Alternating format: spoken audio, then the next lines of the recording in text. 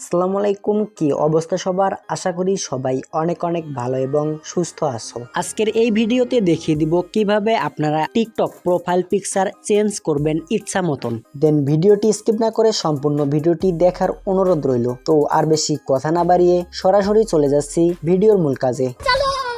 Welcome back. আমরা যেহেতু TikTok profile picture change করব, এজন্য আমরা সরাসরি চলে আসব টিকটক প্রোফাইলে আসার সঙ্গে সঙ্গে ঠিক এরকম ইন্টারফেস শো করবে। আমরা যেহেতু আমাদের প্রোফাইল পিকচার চেঞ্জ করব, এজন্য এখানে পেয়ে যাব এডিট প্রোফাইল, এর উপর ক্লিক করব। এখানে শুরুতে পেয়ে যাব চেঞ্জ ফটো, এর উপর ট্যাপ করব।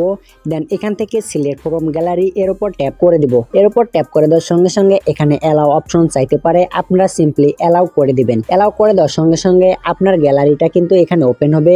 আপনারা দেন আপনার গ্যালারিতে যে ছবিটা প্রোফাইল পিকচার রাখতে চান সেটি সিলেক্ট করে দিন। আমার অলরেডি সিলেক্ট করা শেষ। দেন এই প্রোফাইল পিকচারটা যদি আপনি স্টোরি হিসাবে দিতে চান তাহলে এই টিক মার্ক দিবেন, আর যদি স্টোরিতে না দিতে চান তাহলে অবশ্যই এই টিক মার্কটি উঠিয়ে দিবেন। উঠিয়ে দেওয়া হলে দেন সেভ অপশনে ক্লিক করে দিবেন। সেভ অপশনে ক্লিক করে দেওয়ার সঙ্গে সঙ্গে এখানে একটু লোড নেবে। লোড নেওয়ার পরেই দেখতে পাবেন আপনার প্রোফাইল পিকচারটি চেঞ্জ হয়ে গেছে। ভিডিওটি দেখে যদি আপনার একটু উপকার হয়ে থাকে তাহলে অবশ্যই ভিডিওটিতে লাইক এবং এই ধরনের টিপস অ্যান্ড ট্রিক ভিডিও পেতে অবশ্যই চ্যানেলটি সাবস্ক্রাইব করতে ভুলবেন না। ধন্যবাদ।